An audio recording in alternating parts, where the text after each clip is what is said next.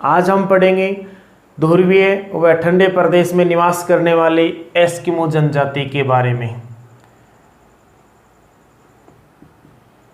Eskimo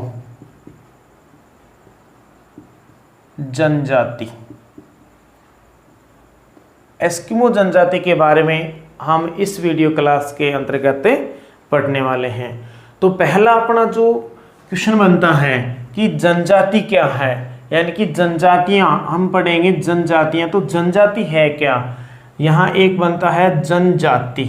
तो देखते हैं इन जनजातियों के बारे में हम पढ़ रहे हैं, तो जनजाति क्या है थोड़ा ध्यान से सुने। यानी कि प्राचीन काल से, आदिम काल से कुछ ऐसे जन समूह हैं जिन्होंने आज भी अपनी जीवन शैली में कोई विशेष परिवर्तन नहीं किए हैं। वर्तमान आधुनिक युग में भी वे लोग आज भी अपने आदिम ढंग से जीवन जीते हैं, यानी कि उनकी विशिष्ट संस्कृति होती है, विशिष्ट परंपराएं, रीति रिवाज, खान पान, मान्यताएं, वो विशिष्टता लिए हुए हैं। प्राचीन समय से चली आ रही है, उसमें किसी प्रकार का कोई बदलाव नहीं किया है। तो इस प्रकार के जन समूह को हम क्या कहते हैं, जनजातियां कहते हैं। और ये जो जनजातियां होती है जंगलों में रहती है, पहाड़ियों में रहती है, ठंडे प्रदेशों में रहती है या फिर मरुस्थलीय भागों में रहती है, यानी कि कठिन जीवन जीने वाले जन समूह है ये, जिनको कि हम जनजातियां के नाम से जानते हैं। तो इसी श्रेणी में हम लेते हैं एक जनजाति का नाम एस्किमो। एस्किमो जनजाति, जिसको अलग अलग स्थानों पर अलग अलग नाम से जाना जाता है, जो कि आगे वीडियो क्लास में हम देखने वाले हैं। तो यहाँ पहले हम देखते हैं कि एस्किमो है, ये एस्किमो का शाब्दिक अर्थ क्या है। शाब्दिक अर्थ, एस्किमो का शाब्दिक अर्थ क्या है, तो एस्किमो का जो शाब्दिक अर्थ है वो है कच्चा मांस खाने वाला। वो है कच्चा मांस खाने वाला, कच्चा मांस खाने वाला। क्वेश्चन आ सकता है कि एस्किमो का शाब्दिक अर्थ क्या है, कच्चा मांस खाने वाला। अब अगला क्वेश्चन इसी संबंधित बनता है, पहले एस्किमो से ले लेते हैं कि एस्किमो है, ये एस्किमो किस प्रजाति से संबंधित है। ये एस्किमो है वो किस प्रजाति से संबंधित है, तो इनकी प्रजाति देखते हैं। ये किस प्रजाति से संबंधित है, इनकी प्रजाति है वो है मंगोल। ये मंगोल प्रजाति से संबंधित है, मंगोल प्रजाति से संबंधित है।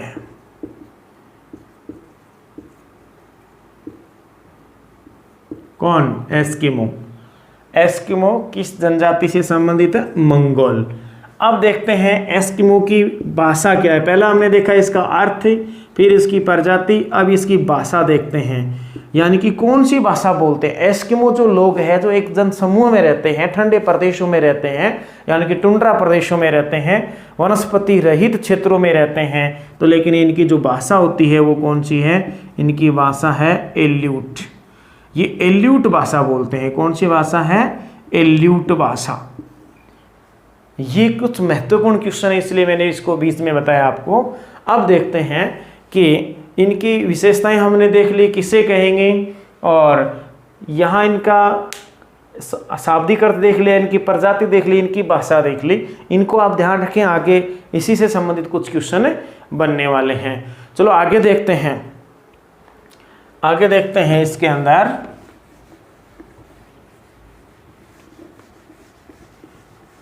जो एस्किमो लोग हैं, यहां देख लेते हैं। एस्किमो जो लोग हैं, इनकी शारीरिक संरचना देख लेते हैं। एस्किमो की शारीरिक संरचना, एस्किमो लोगों की शारीरिक संरचना, शारीरिक बनावट बोल दो या संरचना बोल दो। इसका शरीर कैसा है देखने में, इसका फिजिकल कैसा है, तो उसमें इनकी कुछ शारीरिक संरचनाएं हम देख लेते हैं। फिर देखेंगे कि कहाँ रहते हैं, इनका निवास क्षेत्र बाद में देखेंगे, इनका भोजन, वस्त्र अस्तर सब देखेंगे, लेकिन यहाँ इसकी कुछ विशेषताएं देखते हैं। एस्किमो की शारीरिक संरचनाओं में पहला जो टॉपिक है, पहला जो पॉइंट है, यानी कि एस्किमो जनजाति का जो चेहरा होता है वो सपाट होता है, चेहरा सपाट व चौड़ा होता है। इनका चेहरा, यानी कि एस्किमो लोगों का जो चेहरा होता है वो सपाट व चौड़ा होता है। एस्किमो लोगों का चेहरा सपाट व चौड़ा होता है। चलो देख लेते हैं इसकी दूसरी विशेषता। यहाँ की इसका जो त्वचा का रंग होता है, चमड़ी का जो रंग होता है एस्किमो लोगों का, वो आप खुद अंदाज लगा सकते हैं, क्योंकि ये ठंडे प्रदेशों में रहते हैं, बर्फीले एरिया में रहते हैं, तो इनके त्वचा का रंग काला तो होना स्वाभाविक ही नहीं है। तो इनकी जो त्वचा का रंग होता है, यानी कि त्वचा यानी कि चमड़ी का रंग, त्वचा का जो रंग होता है, इनकी त्वचा का जो रंग होता है वो पीलापन लिए हुए,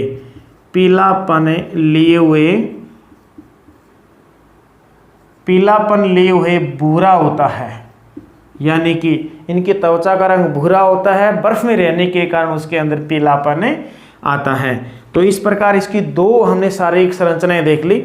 अब इनके बाल देखते हैं कि इन लोगों के बाल कैसे होते हैं। इन लोगों के बाल बद्धे होते हैं और काले होते हैं। इनके बाल होते हैं, इनके बाल बद्धे यानी कि भूरे व काले होते हैं। इनके बाल है बद्धे व काले होते हैं। बालों का रंग है वो काला होता है एस्किमो लोगों का। तीसरी विशेषता देखते हैं इसकी, नहीं तीन हमने देख ली है, यानी कि चेहरा सपाट व चौड़ा होता है, त्वचा का रंग होता है वो पीलापन लिए भूरा होता है, इनके बाल है वो बद्धे व काले होते हैं। यानी कि अब इनकी हाइट देखते हैं, कितनी हाइट के होते हैं। न तो ये बोने होते हैं, छोटे होते हैं, और न लंबे होते हैं, यानी कि बीच के से होते हैं। लगभग इनकी जो हाइट होती है वो 5 फीट या इसके आसपास ही होती है। तो हम कहते हैं कि इनका जो कद होता है वो मझला होता है। इनका जो कद होता है वो मझला होता है। मझला आप जानते हैं बीच का, न लंबा और न बोना। इनका कद लंबा होता है, इनका कद वो मझला होता है, न कि लंबा और न पतला, बीच का सा होता है, इसको मझला बोलते हैं। इनकी जो नाक होती है वो नाक चौड़ी होती है।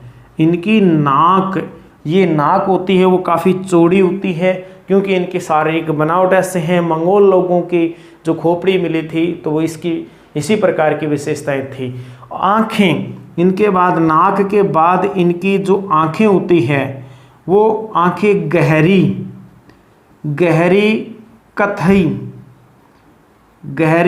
कथई व तिरछी होती है।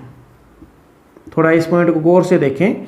इनकी आंखें गहरी, थोड़ी अंदर, और कथई, आंखों का रंग कथई जैसा होता है, जो पान में कत्था डालते हैं, जो खेर के पेड़ से तैयार करते हैं, उस प्रकार की कथई होती है। कहने का मतलब न नीली होती है न काली होती है, कथई कलर की होती है, और तिरछी होती है, बनावट में तिरछी हुई आंखें होती हैं। और अगली विशेषता देखते हैं कि इनका जो जबड़ा होता है, ये जबड़ा भारी होता है और मुंह है वो चौड़ा होता है। यहाँ देखते हैं, यहाँ शायद आपको दिख रहा होगा जबड़ा, इनका जबड़ा भारी व मुंह है चौड़ा होता है। जो मुंह होता है वो काफी चौड़ा होता है। जबड़ा, ये जो क्षेत्र है ये भारी होता है, बड़ा होता है, और इनका ये जो मुख होता है ये काफ़ी चौड़ा होता है। तो इस प्रकार से इनकी विशेषताएं बनती हैं। इनकी एक विशेषता और है, यानी कि इनके जो दांत होते हैं, इनके दांत सफ़ेद होते हैं। इनके दांत सफ़ेद व ये कच्चा मांस खाते हैं तो मजबूत होना जरूरी है। सफ़ेद व मजबूत होते हैं। इनके दांत सफ़ेद होते हैं और मजबूत होते हैं, क्योंकि ये लोग जो मांस खाते हैं, जैसे रेंडियर का है, कैरिबू का या मछली का है, वो कच्चा मांस खाते हैं, पकाए बिना ही खाते हैं, तो इनके दांत है वो मजबूत होते हैं जानवरों की तरह। तो इस प्रकार से इनकी कुछ विशेषताएं हमने, ये जो शारीरिक विशेषताएं देखी है, तो एक बार फिर पढ़ लेते हैं। एस्किमो लोग होते हैं, इनका चेहरा होता है, ये अपना जो चेहरा होता है इस प्रकार ये चौड़ा होता है, थोड़ा सपाट होता है और चौड़ा होता है। सपाट का मतलब सीधा होता है, अपना बाहर निकला होता है, तो इनका सीधा होता है। त्वचा का जो रंग होता है, चमड़ी का जो रंग होता है वो पीलापन और भूरा होता है, यानी कि पीलापन लिए हुए भूरा, बर्फ में रहते हैं इसलिए। बाल बद्धे और काले होते हैं। और यहाँ देखते हैं कद मंझला होता है, हाइट इनकी ज़्यादा नहीं होती कम भी नहीं होती। और नाक है, इनकी नाक है वो चौड़ी मिलती है, नासा सूचकांक है वो चौड़ा होता है। यहाँ देखते हैं, यहाँ आंखें गहरी व कथई तिरछेपन ली हुई होती है और जबड़ा भारी व चौड़ा होता है। ये जो जबड़ा होता है ये भारी होता है और ये जो मुख होता है ये काफ़ी चौड़ा होता है। और सफ़ेद दांत और मजबूत होते हैं, इनके दांत होते हैं वो सफ़ेद होते हैं और मजबूत होते हैं। चलो हमने देख लिया यानी कि एस्किमो जनजाति की शारीरिक संरचना देख ली। अब देखते हैं कि एस्किमो लोग कहाँ रहते हैं, कैसी परिस्थितियों में रहते हैं। चलो यही देखते हैं। एस्किमो जो लोग हैं, मैं पहले बता देता हूँ आपको कि एस्किमो लोग हैं ये जनजाति है, ये ठंडे प्रदेशों में रहते हैं, यानी कि ध्रुवीय प्रदेश बोलें या टुंड्रा प्रदेश बोल सकते हैं। टुंड्रा प्रदेशों में रहने वाली ये जनजाति है। और इस क्षेत्र में यानी कि इस ध्रुवीय प्रदेश में रहने वाले इनकी जनसंख्या है वो 10 लाख के आसपास है और लगभग 10,000 वर्षों से यहाँ ये निवास कर रहे हैं। थोड़ा सा गौर से सुने इस बात पर, यानी कि आप ये जो 12वीं क्लास की भूगोल है, पाठ्य पुस्तक का जो पाठ्यक्रम है उसके अंदर इनकी जनसंख्या 10 लाख से अधिक दिखाई है, जो कि 10,000 वर्षों से पहले यहाँ निवास कर रहे हैं, 10,000 वर्षों से निवास कर रहे हैं। इनकी संख्या बताइए 10 लाख।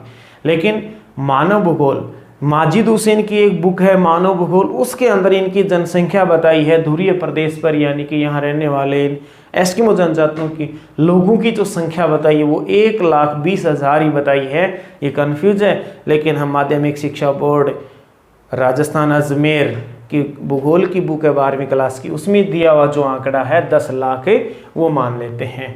चलो ठीक है, दोनों ही आंकड़े आपके पास आ गए। माजिद हुसैन के अनुसार तो 1,20,000 और जो अपनी बुक है 12वीं क्लास की इसके अंदर दिया हुआ है 10 लाख। तो आप समझ सकते हैं कि इनकी जनसंख्या कितनी है। चलो यहाँ देखते हैं अब निवास स्थान, यानी कि ये लोग रहते कहाँ हैं। इनका अगला टॉपिक लेते हैं हम निवास स्थान।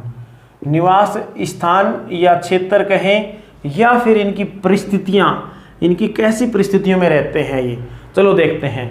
मैंने एक छोटा सा मानचित्र बनाया है, ये उत्तरी अमेरिका बनाया, ये बेफिन द्वीप बनाया है, बेफिन द्वीप समूह बनाया है, ये ग्रीनलैंड बनाया है, यहाँ बाल्टिक सागर बनाया है, यहाँ इसके ऊपर नॉर्वे, स्वीडन और फिनलैंड, ये यूरोप और एशिया दोनों को मिलाकर हम यूरेशिया कह सकते हैं। और यूरेशिया के उत्तर में यानी कि ऊपर वाला जो ठंडा प्रदेश है जिसको हम जानते हैं साइबेरिया के नाम से जानते हैं। और यहाँ जैसे ही साइबेरिया क्षेत्र खत्म होता आगे एशिया महाद्वीप से, तो एक जल संधि आती है जिसको हम जानते हैं बेरिंग जल संधि के नाम से। दोस्तों बेरिंग जल संधि है वो एशिया और उत्तरी अमेरिका को अलग अलग करती है। तो कहने का मतलब फिर से कहना चाहूँगा कि इन एस्किमो का निवास क्षेत्र है वो अलास्का से लेकर Alaska, Canada, Greenland, Norway, Sweden, Finland और साइबेरिया से होते हुए बेफिन की जल संधि तक है। बेरिंग जल संधि तक है। यहाँ देखते हैं आगे। चलो थोड़ा सा मानचित्र में देख लेते हैं। ये जो उत्तरी अमेरिका महाद्वीप है, यहाँ आपकी यूएसए है बीच का, ये जो है ये यूएसए, यहाँ मैक्सिको, यहाँ है दोस्तों कनाडा। कनाडा महत्वपूर्ण है एस्किमो जनजाति के लिए, क्योंकि कनाडा के उत्तरी भाग में जो द्वीप समूह है जिसको हम जानते हैं बेफिन द्वीप समूह, उस बेफिन द्वीप समूह पर ये एस्किमो जनजाति निवास करती है। और इसके उत्तर पूर्व, यहाँ देखेंगे इसके उत्तर पूर्व में एक द्वीप है जिसको हम जानते हैं विश्व का सबसे बड़ा द्वीप ग्रीनलैंड के नाम से। ये जो ग्रीनलैंड द्वीप है, इसके दक्षिण पश्चिम में, ग्रीनलैंड पूरे द्वीप पर नहीं निवास करती, दक्षिण पश्चिम में ये जनजाति है वो निवास करती है एस्किमो जनजाति। इसके आगे बढ़ते हैं तो यहाँ नॉर्वे है, स्वीडन है, फिनलैंड है। एक प्रायद्वीप है यहाँ, यानी कि नॉर्वे,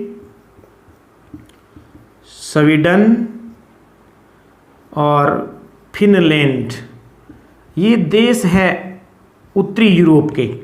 ये एक प्रायद्वीप पर बसे हैं। इस प्रायद्वीप को हम जानते हैं स्कैंडिनेविया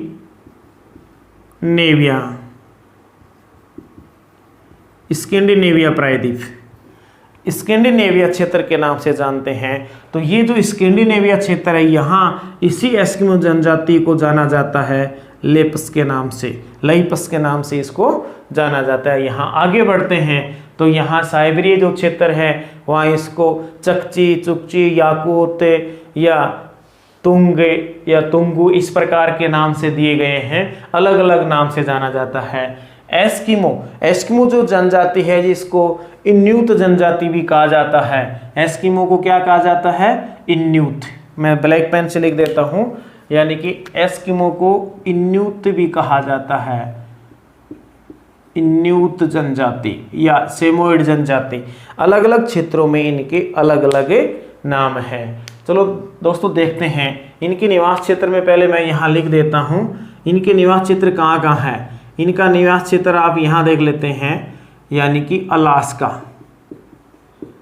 अलास्का जो क्षेत्र है वो यूएसए का है, यूएसए का संयुक्त राज्य अमेरिका का यहाँ अधिकार है। ये है अलास्का क्षेत्र, अलास्का में है या कहें कनाडा में है। कनाडा का उत्तरी भाग जिसको जानते हैं बेफिन द्वीप समूह है। बेफिन द्वीप समूह है, उत्तरी कनाडा का, वहाँ रहते हैं। इसके बाद और कह सकते हैं यहाँ पे कि ये निवास करती है ग्रीनलैंड में भी ये निवास करती है। उसके बाद में आप कह सकते हैं स्कैंडिनेविया।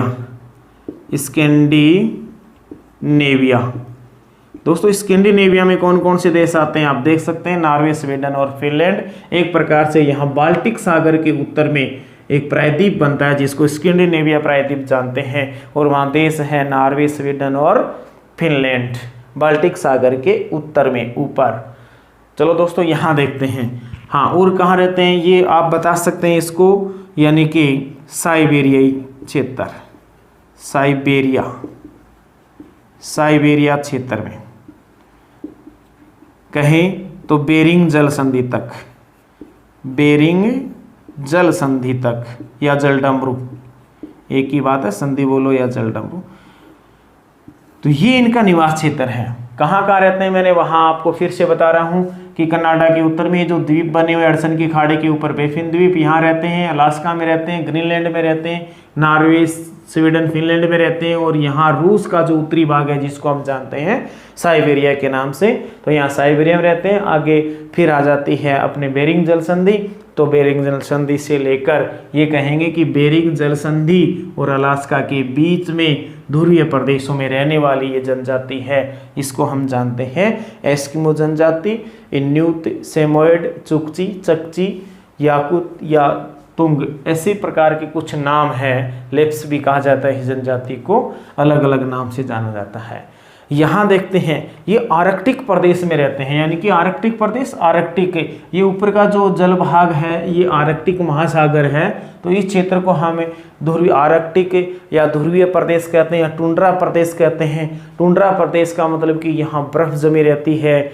वर्ष भर यहाँ बर्फ जमी रहती है, तो ये लोग क्या करते हैं उस बर्फीले क्षेत्रों में ही निवास करते हैं। तो यहाँ देखिए इनके लिए परिस्थितियाँ कैसी होती है। ये लोग जब इस बर्फीले क्षेत्र में निवास करते हैं तो वहाँ यानी कि उत्तरी ध्रुव पर होने के कारण सूर्य की किरणें हैं वो काफ़ी कम पहुँचती है वहाँ पर, या ऐसे कहें कि वहाँ शीत ऋतु होती है वो काफ़ी लंबी होती है, और ग्रीष्म ऋतु होती है वहाँ काफ़ी छोटी होती है, वहाँ रातें लंबी होती है। यानी कि इन ध्रुवीय प्रदेशों के अंदर सूर्य का प्रकाश भी बढ़िया तरीके से नहीं पहुंच पाता है, इसलिए उन लोगों को ऊर्जा कम मिलती है, वो लोग आलसी होते हैं, वो निराशा ज़्यादा रखते हैं, और उनके जीवन में यानी कि कठिनाइयाँ रहती है ज़्यादातर। तो इस प्रकार ये ठंडे प्रदेशों के अंदर अपना जीवन यापन करते हैं, कठिन परिस्थितियों के अंदर ये निवास करते हैं, और ये लोग कम प्रकाश मिलने के कारण इनके कई प्रकार के रोग पैदा हो जाते हैं, यानी कि चिड़चिड़ापन है या फिर बहरापन है, या कहें कि ये रोगग्रस्त हो जाते हैं, मनोवैज्ञानिक तरीके से ये कमज़ोर हो जाते हैं, यानी कि ये पागलपन के से दौरे आते हैं लोगों के अंदर और ज़्यादा सहनशील नहीं हो पाते। क्योंकि लास्ट के अंदर जो ज़्यादातर वृद्ध लोग होते हैं वो आत्महत्या करते हैं। एस्किमो जनजाति के अंदर आत्महत्याएं ज़्यादा होती है। कारण क्या है कि यहाँ सूर्य का प्रकाश कम पहुँचना, जिससे कि उनको पूरा भरण पोषण नहीं मिल पाता। इस कारण यहाँ के ज़्यादातर जो लोग होते हैं, जो लावारिस होते हैं, एक प्रकार से निशक्त होते हैं, या कहें बूढ़े होते हैं, वृद्ध होते हैं, वो आत्महत्या ज़्यादा करते हैं। यहाँ देखिए इस क्षेत्र के अंदर जो तापमान रहता है, ये जो टुंड्रा प्रदेश है, तो इसके अंदर जो तापमान रहता है वो हमेशा के लिए, यानी कि औसत तापमान माने तो 0 डिग्री से नीचा रहता है। यहाँ का तापमान है वो 0 डिग्री से भी कम रहता है तापमान। यहाँ का तापमान हमेशा 0 डिग्री से नीचा रहता है। तो इस प्रकार की परिस्थितियों में ये लोग यहाँ रहते हैं। मैंने पहले भी बताया कि इस प्रदेश के अंदर कम से कम 10 लाख लोग रहते हैं। ये संख्या है माजिद हुसैन के जो मानव भूगोल है उसके अंदर 1,20,000 बताई गई है, लेकिन 12वीं क्लास का भूगोल है उसके अंदर 10 लाख बताई गई है। और कहा है कि 10,000 वर्षों से ये रह रहे हैं, 10,000 वर्षों से ये यहाँ निवास कर रहे हैं। काफ़ी प्राचीन आदिम जनजाति है एस्किमो जनजाति। तो अब देखते हैं कि इनका जो अर्थव्यवस्था वो कैसी है, वो देख लेते हैं। इनकी अर्थव्यवस्था और देख लेते हैं थोड़ा। अर्थव्यवस्था का मतलब यहाँ है कि ये लोग अपना जीवन जीते हैं तो किस पर आधारित रहते हैं। इनकी जो अर्थव्यवस्था है, अर्थ का मतलब होता है धन, अर्थव्यवस्था का आधार कमाई कहाँ से होती है इन लोगों को, ये देखते हैं। इन लोगों को कमाई कैसे होती है, यानी कि ठंडे प्रदेश है, वहाँ पर लगभग सभी जगह बर्फ़ से ढका रहता है, हिमाच्छादित एरिया है पूरा का पूरा, और वृक्ष विहीन, यानी कि वहाँ किसी प्रकार की वनस्पति भी ज़्यादा नहीं पाई जाती। वृक्ष विहीन कहते हैं, बड़े वृक्ष तो पाए नहीं जाते हैं, छोटे फूल वाली कुछ प्रजातियाँ पाई जाती है पादपों की उस बर्फ क्षेत्र में। तो इनकी जो अर्थव्यवस्था होती है वो होती है केवल शिकार से संबंधित, ज़्यादातर शिकार करने से। यानी कि ये लोग वहाँ पर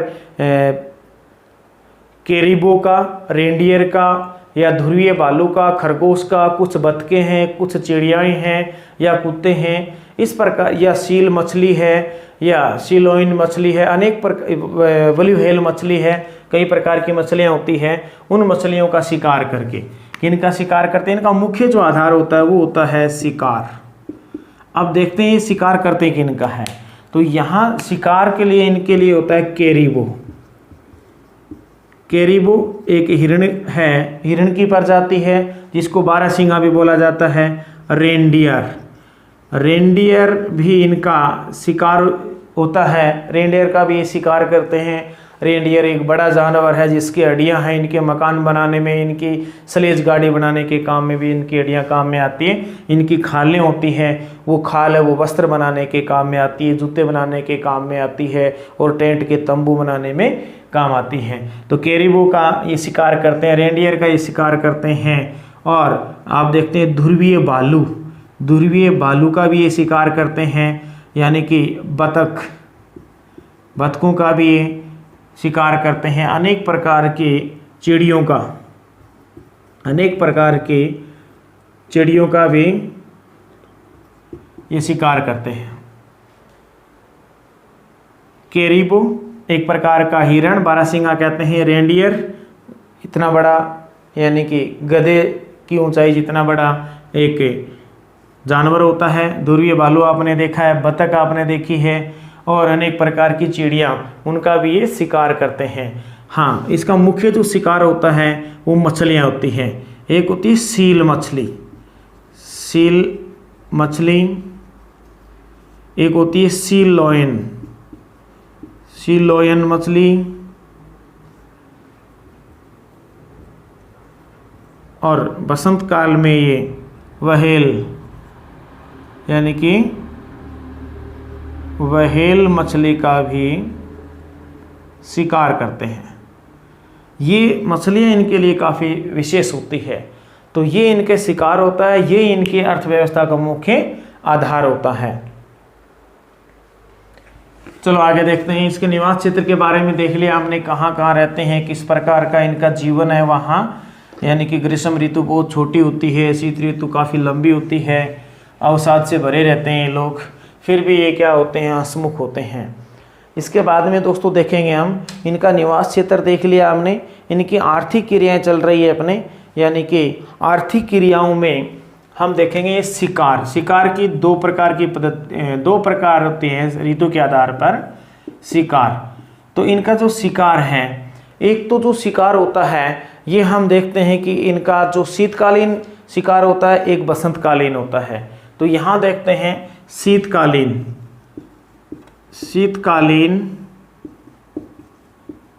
शिकार या आखेट। शीतकालीन आखेट को देखते हैं आप।